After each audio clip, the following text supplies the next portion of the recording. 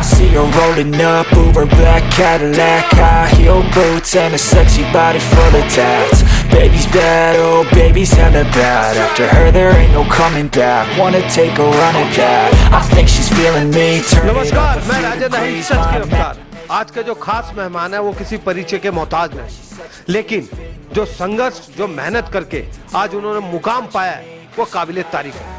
आइए खास मेहमान से चर्चा करते हैं। श्रीमान जी, पूरा भारतवर्ष बल्कि ब्रह्मांड आपको जानता है, क्योंकि हाल में आपने भारत का नाम जो रोशन करा है, लेकिन फिर भी मैं आपसे आग्रह करूंगा, हमारे दर्शकों को आप अपना पूरा परिचय दीजिए। मेरा नाम रजत गोयल है और मैं फ़िटनेस और बॉडी बिल्डिंग में एक्टिव हूँ पिछले 10 सालों से प्रोफेशनली। और अगर देखा जाए तो मेरे को लगभग 24 से 25 साल हो गए हैं एक्सरसाइज शुरू करे हुए और ट्रेनिंग करते हुए। तो मैं 13 साल की उम्र से जो है वो वज़न उठा रहा हूँ। अभी मैंने रिसेंटली रोमानिया में इंडिया को रिप्रेजेंट किया था और वर्ल्ड लेवल का चैम्पियनशिप था ये, one of the biggest in the world. और उसमें मैंने इंडिया के लिए 4th प्लेस अचीव किया और अकेला मैं इंडियन था वहाँ पर जो रिप्रेजेंट किया था इंडिया को। लेकिन हाँ, आने वाले जितने भी शोज़ हैं मेरे नेशनल और इंटरनेशनल, उसमें मेरी यही कोशिश रहेगी कि मैं इंडिया के लिए गोल्ड लेके आऊँ। और अभी 2 महीने पहले ही मैंने गोल्ड मेडल लिया था। शेरू क्लासिक होता है दिल्ली का और इंडिया का सबसे बड़ा कॉम्पिटिशन, उसमें मैंने गोल्ड मेडल अचीव किया था। हिंदुस्तान जिंदाबाद था, जिंदाबाद है और जिंदाबाद रहेगा। हिंदुस्तान का नाम रजत जी पूरी दुनिया में रोशन कर रहे हैं। सर, अभी आपने कहा कि 13 साल की उम्र से आप एक्टिव हो गए कसरत के प्रति। आपकी पर्सनालिटी माशाल्लाह, मॉडल भी बन सकते थे, फिल्म अभिनेता भी बन सकते थे और बहुत सारी अपॉर्चुनिटी थी। तो कसरत का ही आपने क्यों चुना? देखिए, कसरत एक ऐसी चीज़ है जो आपके लाइफ के हर एक चीज़ में डिसिप्लिन को पैदा करती है।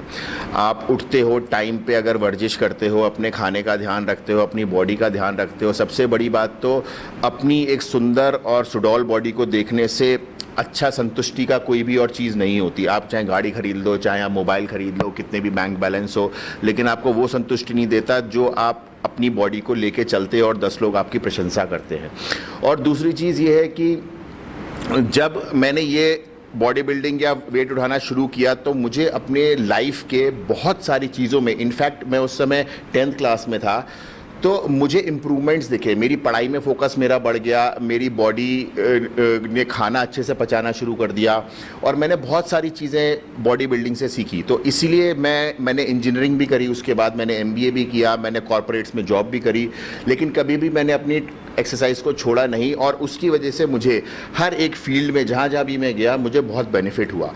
उसके बाद 2014 में जब मैं दिल्ली में आया तो मैंने इसको प्रोफेशनली स्टार्ट किया और ये मेरे को एक बहुत अच्छा ज़रिया लगा और सारे फील्ड्स में जाने के लिए। जैसा कि आपने बोला कि आप बॉलीवुड में भी या सिनेमा में भी ट्राई कर सकते थे, तो हाँ, वो भी एक एस्पेक्ट है, लेकिन वो डिपेंड करता है कि वो उसका टाइम कब आएगा। जब आएगा तो शायद वो भी हो जाएगा। जी अच्छा सर, देखिए हर फील्ड में कोई ना कोई गुरु जरूर होता है। गुरु के बिना आपका ज्ञान और आपका जीवन अधूरा है। आपका इस फील्ड में गुरु कौन है? जब मैंने जैसा बताया क्लास 10th में जब मैंने एक्सरसाइज शुरू करी थी, तब मेरे जो गुरु थे, मेरे स्कूल के PT teacher mister Subhash Sharma ji थे। उन्होंने मुझे बेसिक नॉलेज दी एक्सरसाइज की, मुझे डंबल बारबल पकड़ना सिखाया, मुझे वज़न उठाना सिखाया और जो उन्होंने उस समय मुझे सिखाया वो मेरे आज तक काम आ रहा है। उसके बाद कुछ टाइम तक मैंने अपने आप ट्रेनिंग करी। फिर मैं जब दिल्ली आया तो मेरे 2-3 गुरु रहे। मेरे मुकेश गहलोत जी भी गुरु रहे हैं और मेरे कुलदीप सिंह यादव जी भी गुरु रहे हैं जो आज भी हैं। और आज के टाइम में मैं एक US के कोच के साथ में हूँ अंडर ट्रेनिंग।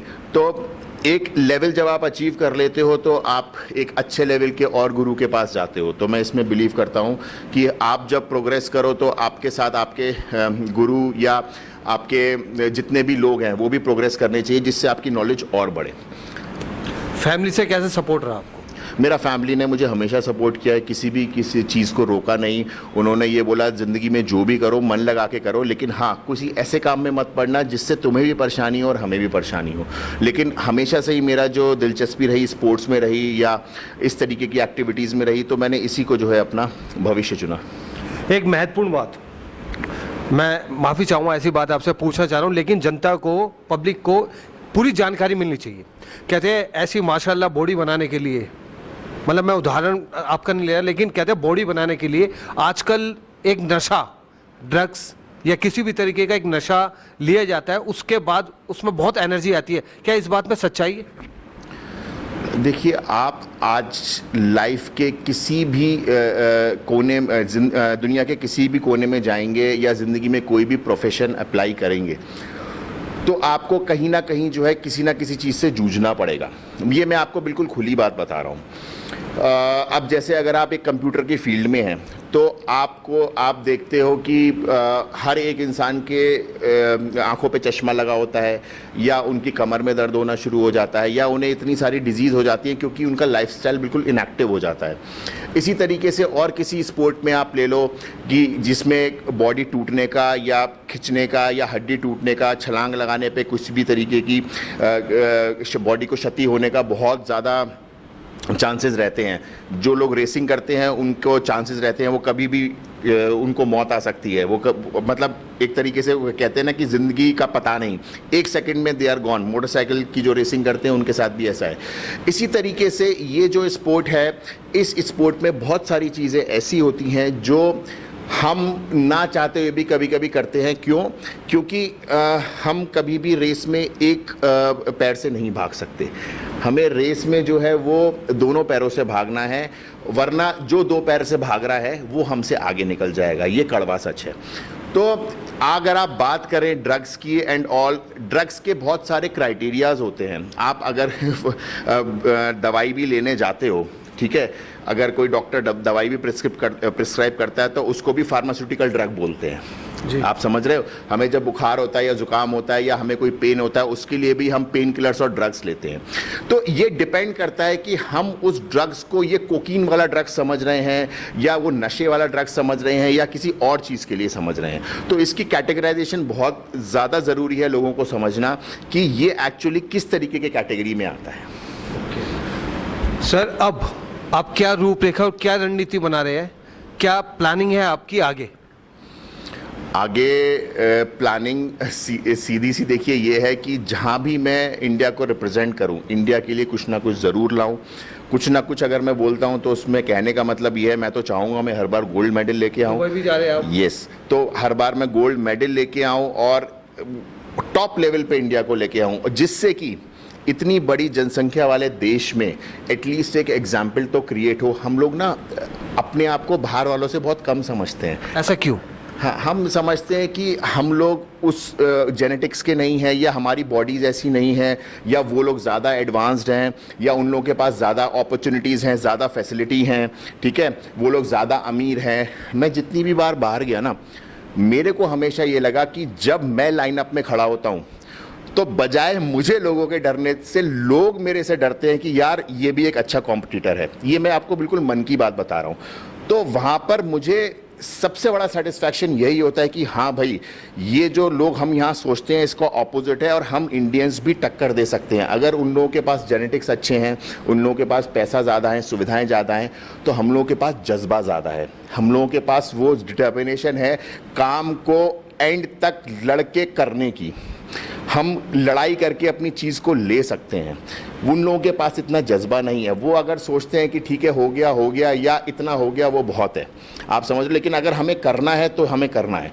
तो हम लोग वाकई में किसी से कम नहीं है। और ये चीज़ आने वाली जनरेशन को भी समझना पड़ेगा कि अगर where there is a will there is a way, एक ये मुहावरा है। तो अगर आप चाहते हो जो भी हो ना, और आपके अंदर उसको दृढ़ निश्चय हो उसको करने का, आप अचीव कर लोगे। अभी आपने मन की बात करी, भारत सरकार क्या इस तरफ स्पोर्ट्स का जो आपका अपना है, ये स्पोर्ट्स पर ज़्यादा ध्यान देती है आपको लगता है, या क्रिकेट या फुटबॉल उन पे ज़्यादा ध्यान दिया जाता है, उनको ज़्यादा बढ़ावा दिया जाता है?